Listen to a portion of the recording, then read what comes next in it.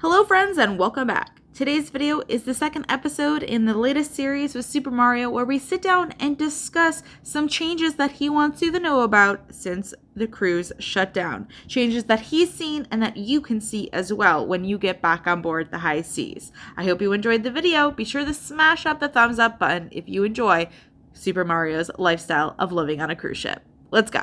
So Mario, generally what we've learned about your schedule is that you tend to stay on the ships about 4 to 6 months. And now with the restart and all the shuffling, because certain ships are coming back online and there's different movements between that, I bet your schedule looks kind of different these days. It's a patchwork. My schedule is it's a mess. Because normally my schedule is 3 months, 4 months on a ship, and then I switch. Now it's just, ship to ship to ship to ship. No rhyme or reason. So yeah, from now until March of 2022, it's going to be a mess. Yeah, so maybe like 6 weeks here, 4 weeks there. So you told me previously that you were on Odyssey here for 10 weeks. Correct. So that's a good stint, but you're actually leaving us here to go on another ship tomorrow. So it is the patchwork that you described. It is a patchwork. But I was fortunate to do a whole month of July on Freedom and then 10 weeks on Odyssey.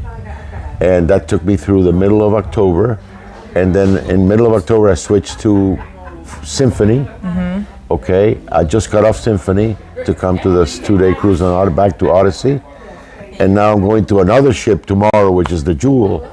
And this is where the patchwork begins. It'll keep it exciting for you to switch between all of the...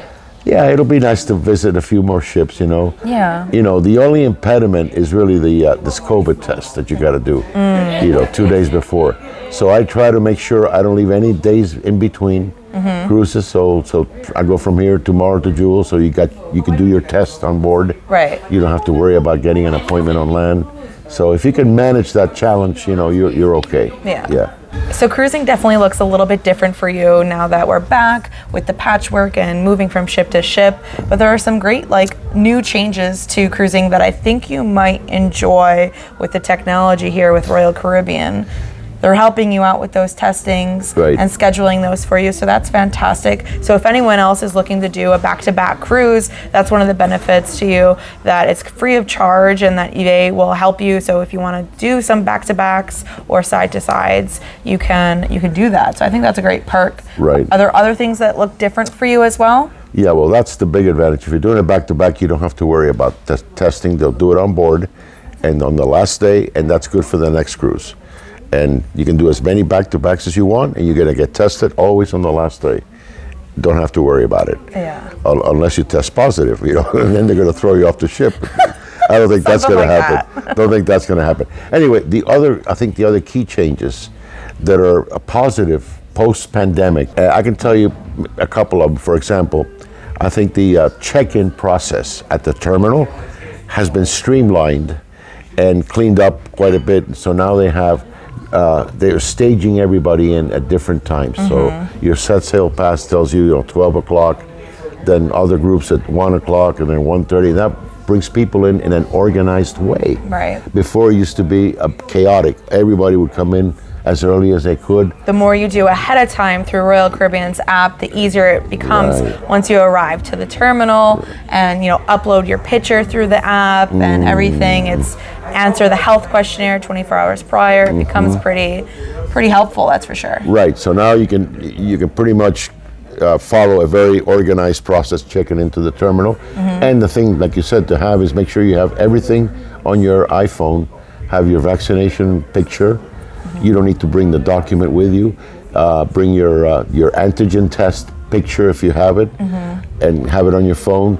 So keep, and do the health questionnaire, and your set sail pass can be also on your phone. Right. So the more stuff you have there, the quicker you can upload your photo, your security photo, right? Right. So try to do as many of those things as possible. That way you move fast through the terminal. Right. Right? Exactly. So that's one thing, the check-in process. The second thing is on the Windjammer, they now have no more self-serve. Now the crew serves you the food, which I think is a great improvement. So people are not touching, the food or the whatever. Licking their fingers. Yeah, I mean, making a mess. and so you tell them what you want, and they serve you the food, and I think that's a great improvement that should have been done a long time ago, but now it's probably here to stay. Yeah. Because it just makes a lot of sense. And what's the third thing? There's another thing. Oh, the e-muster. Yeah. Oh my God, what a tremendous leap forward. Where you had to interrupt your first day on board. Oh my God, I gotta go do the e-muster and congregate with a bunch of people outside in the sun. It's all gone. Now it's all done online in your phone. What a time saver. Go right to your vacation. It's painless. Right. And it's a fantastic thing. And something that we've learned is that Royal Caribbean was actually even developing the e-muster prior to the pandemic. So it's really great that they were able to fast forward and push it through, because the technology was already there. Absolutely. To release it, and it makes our lives a lot easier and kickstart your vacation. You don't have to drop your drink at the bar or anything. You can just, check in, scan your SeaPass card that you watched the video, and continue on with the evening. And you can actually watch the video even before you get on board. Yeah. Right? You can do the 3 steps that you have to do. Exactly. And then once you're on board, all you got to do is check in at your station, and they swipe your phone, or they swipe your SeaPass card, and that's it, you're done. You want to know what's funny? On my previous cruise, I did the e-muster, and they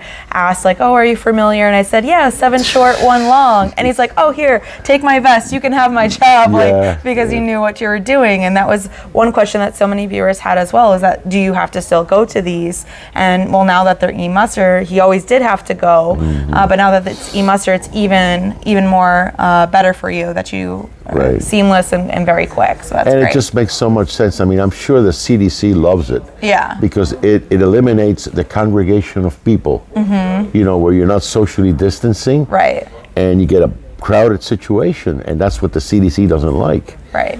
Or even Royal doesn't like that either. So it's a win-win all around. For sure. I think one captain said to me, I don't like it because I want the old safety drill. He said he didn't like the e-muster. I said, come on, Captain. A little old school, huh? You've got to evolve. Come on. Yeah. Yeah. So those are the things that really are positives, post-pandemic. And of course, the other positive thing is during these months, you've noticed that we've been sailing at 30, 40, 50% capacity. It's unlike nothing else. Yeah. No, it's been lovely. It's like our own private yacht. It's a big yacht, exactly. Yeah. So, and of course, that's going to go away. Starting in probably after Thanksgiving, it'll probably go up to over 50%, and then work its way to 60, 65, and then by the spring it'll be 100%. Right. Yeah. If you can cruise in the very near future and experience a low capacity sailing, in the middle of the week, and it's really such a fun thing to kind of see the attentive service that you get, and just the different perks of how you feel like you're on your own private yacht. And of course, there's attentive service throughout, whether the capacity is low or high or somewhere in the middle of the road. But it is just such a fun thing to kind of experience as we get things started here. So those were some really great positives of being back to service, and I know you longed for it, and we had our conversations of, when are we going to get back to cruising, and how you were keeping busy and sane and everything. And we used to talk about how you had lost your land legs. Lost my land legs. So did those come back? A little bit. Yeah. I would say a little bit. I didn't want him to come back, but it was such a long time. 15 months on land. Yeah. To me, that's just outrageous. I mean, I had never spent more than a week or 2 weeks on land, and this was just completely, I felt like a fish out of water. I mean, Yeah. So, but I was in Aruba. I was diving. I was on the ocean. I was on a boat. Next best thing.